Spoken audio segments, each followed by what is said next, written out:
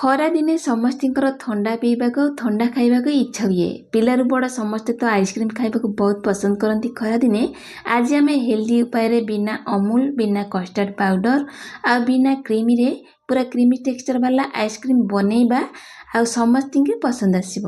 ଆଜିର ଆଇସ୍କ୍ରିମ୍ ବନେଇବା ପାଇଁ ପୁରା ସେଟ୍ ହେବା ପର୍ଯ୍ୟନ୍ତ ବି ମୋ ପୁଅ ଅପେକ୍ଷା କରିପାରିଲାନି। ମାନେ 6ରୁ 7 ଘଣ୍ଟା ହେଇନି କିନ୍ତୁ କାଢ଼ି ନେଲା। କିନ୍ତୁ କ୍ରିମି ଟେକ୍ସଚର ବାଲା ଆଇସ୍କ୍ରିମ୍ ପୁରା ସୁପର ଟେଷ୍ଟି ବନିଥିଲା, ସମସ୍ତଙ୍କୁ ପସନ୍ଦ ଆସିଲା। ଏଇଠି ଆଇସ୍କ୍ରିମ୍ ଦେଖିକି ଆପଣମାନେ ଗେସ୍ କରନ୍ତୁ କେତେ କଲରଫୁଲ୍ ଲାଗୁଛି ଦେଖିବା ପାଇଁ। ଟେଷ୍ଟ ମଧ୍ୟ ସୁପର ଟେଷ୍ଟି ଥିଲା। ସହଜ ଉପାୟରେ ବନେଇବା, ହାଇଜିନିକ୍ ବନେଇବା, ହେଲ୍ଦି ବନେଇବା, ଘରେ ଥିବା କିଛିଟା ଜିନିଷକୁ ନେଇ ବନେଇବା, ସୁପର ଟେଷ୍ଟି ବନିବ। এই সুপর টেস্টি ক্রিমি টেক্সচର ବାଲା ଆଇସ୍କ୍ରିମ୍ ବନେଇବା ପାଇଁ ମୁଁ ଅଧ କିଲୋ କ୍ଷୀର ନେଇ ଆସିଛି। ତାକୁ ପ୍ରଥମେ ଛାଣି ଆଣିଛି। ଏଠି ଗୋଟେ କଡ଼େଇ ବସେଇଛି ଆଉ କଡ଼େଇରେ କ୍ଷୀରକୁ ଆଡ଼୍ କରିନେବା। ଆପଣ ଏଇଠି ଚାହିଁଲେ ଅଧ କିଲୋ କ୍ଷୀରରେ ଆଉ କିଛି ଅମୁଲ ଗୁଣ୍ଡ ପକେଇକି ବହୁତ ସୁପର ଟେଷ୍ଟି ବନେଇ ପାରିବେ। କ୍ଷୀରକୁ ଦେବା ଆଉ କ୍ଷୀରକୁ ହାଇ ଫ୍ଲେମ୍ରେ ଫୁଟିବା ପାଇଁ ଛାଡ଼ିବା। ଯେତେ ପର୍ଯ୍ୟନ୍ତ କ୍ଷୀରଟା ଆମର ଅଧା ପର୍ଯ୍ୟନ୍ତ ନ ଫୁଟିଛି ସେଇ ପର୍ଯ୍ୟନ୍ତ ଆମେ ଫୁଟେଇବା। ସେପଟେ କ୍ଷୀର ଫୁଟିବା ଭିତରେ ଆମେ ଏଠି କିଛି ମୁଁ ନେଇଛି ଡ୍ରାଇ ଫ୍ରୁଟ୍ସକୁ ଭିଜେଇ ନେଇଥିଲି ଗରମ ପାଣିରେ।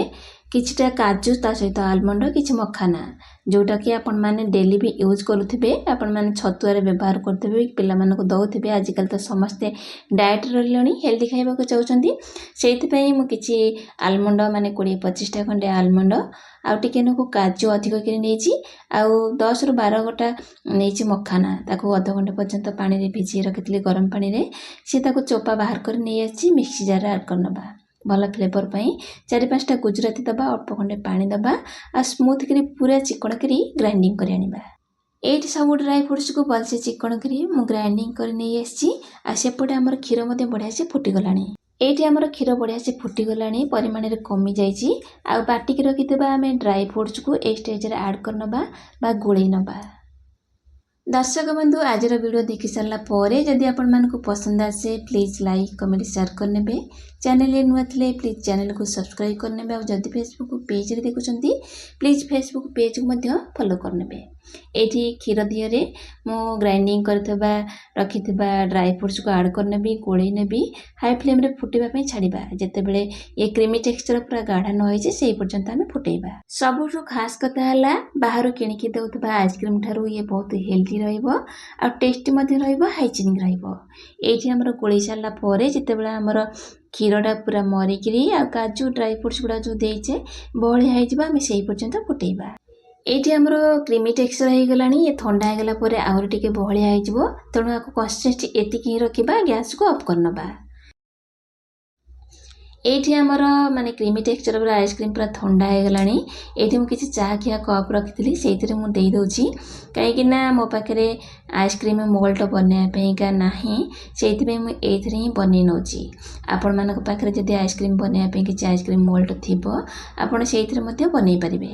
ଏଇଠି ମୁଁ ଗୋଟେ ବିସ୍କୁଟ୍ ଜରିକି ଛୋଟ ଛୋଟ କରି କାଟିକି ନେଇଛି। ଆପଣମାନଙ୍କ ପାଖରେ ଯଦି ଆଲୁମିନିୟମ ଫଏଲ୍ ଥିବ ତାଥିରେ ମଧ୍ୟ ଆକୁ କଭର୍ ଦେଇପାରିବେ। ମୋ ପାଖରେ କିଛି ଷ୍ଟିକ୍ ଥିଲା, ମୁଁ ଆକୁ ଦେଇଛି। କିନ୍ତୁ ଆଇସ୍କ୍ରିମ୍ ସେଟ୍ ହେବା ପର୍ଯ୍ୟନ୍ତ ମୋ ପୁଅ ଅପେକ୍ଷା କରିନଥିଲା, ସେଥିପାଇଁ ଟିକେ କ୍ରିମି ଥିଲା। ଆପଣମାନେ ଯଦି ଭଲସେ ଆଇସ୍କ୍ରିମ୍କୁ ମାନେ ଫ୍ରିଜର୍ କରିବେ ତାହେଲେ ଆପଣଙ୍କର ଆଇସ୍କ୍ରିମ୍ଟା ବହୁତ ବଢ଼ିଆ ଭାବରେ ବାହାରିଯିବ। ଏଇଠି ମୁଁ ଗୋଟେ ଥାଳିଆ ଦେହରେ ସବୁଗୁଡ଼ାକ ରଖି ନେଇଛି, ତାକୁ ସେଟ୍ କରିନେବା। ଏପଟେ କିଛି ଆଇସ୍କ୍ରିମ୍ ବଳି ଯାଇଥିଲା, ମାନେ ଆମର ବନେଇବା ପାଇଁ ଆଇସ୍କ୍ରିମ୍ର ଗୋଳ ତକ, ତାକୁ ଆମେ ଏଇଥିରେ ମୋର ଗୋଟେ ରଖିଛି ଡବାଟା, ସେଇଥିରେ ହିଁ ଫିଲ୍ କରିନେବା। ଏଇଠି ମୁଁ ରଖିଛି ଏଇ ଯେଉଁ ସିନପାମ୍ପୁଡ଼ି ଡବା, ସେଇଥିରେ ମୁଁ ସବୁଗୁଡ଼ାକ ଦେଇଦେଉଛି। ଉପରେ ଟିକେ କଲରଫୁଲ୍ ଦେଖିବା ପାଇଁକା ମୁଁ କିଛି ଟୁଟି ଫୁଟି ଥିଲା ତାକୁ ଟିକେ ଡେକୋରେଟ୍ କରିନେଉଛି। ଆପଣ କିଛି ଡ୍ରାଇ ଫ୍ରୁଟ୍ସ ମଧ୍ୟ ଦେଇପାରିବେ। ତ କଲରଫୁଲ୍ ଲାଗିବା ପାଇଁ ଏଇଠି କିଛି ଟୁଟି ଫୁଟି ଥିଲା ମୁଁ ଦେଇଦେଉଛି। ବହୁତ ବଢ଼ିଆ ଲାଗୁଥିଲା ଦେଖିବା ପାଇଁ। ଆଇସ୍କ୍ରିମ୍ ଉପରେ ଜମା ନ ହେବ ବରଫ ବେଲିକା ଉପରେ ଗୋଟେ ମାନେ ବିସ୍କୁଟ୍ ଜରିଟାକୁ ମୁଁ ଦେଇଦେଉଛି। ତା ଉପରେ ସିଲ୍ କରିନେବା। ଆଉ 8ରୁ 10 ଘଣ୍ଟା ଫ୍ରିଜରରେ ରଖିଦେଲେ ଆପଣମାନଙ୍କର ସୁପର ଟେଷ୍ଟି କ୍ରିମି ଟେକ୍ସଚର ବାଲା ଆଇସ୍କ୍ରିମ୍ ପୁରା ରେଡ଼ି ହେଇକିରି ବନିକି ରେଡ଼ି ହେଇଯିବ। ଏଇଠି ଆମର ପିଲାରୁ ବଡ଼ ସମସ୍ତଙ୍କର ପସନ୍ଦରେ ହାଇଜିନିକ୍ ହେଲ୍ଦି ଆଇସ୍କ୍ରିମ୍ ବା କୁଲ୍ଫି ମଲେଇ ପୁରା ରେଡ଼ି। ଆପଣମାନେ ଥରେ ଏଇ ଉପାୟରେ ବନାନ୍ତୁ। ଆଜିର ରେସିପି ଆପଣମାନଙ୍କୁ କେମିତି ଲାଗିଲା କମେଣ୍ଟ ସେକ୍ସନରେ ସିଓର ଜଣାଇବେ।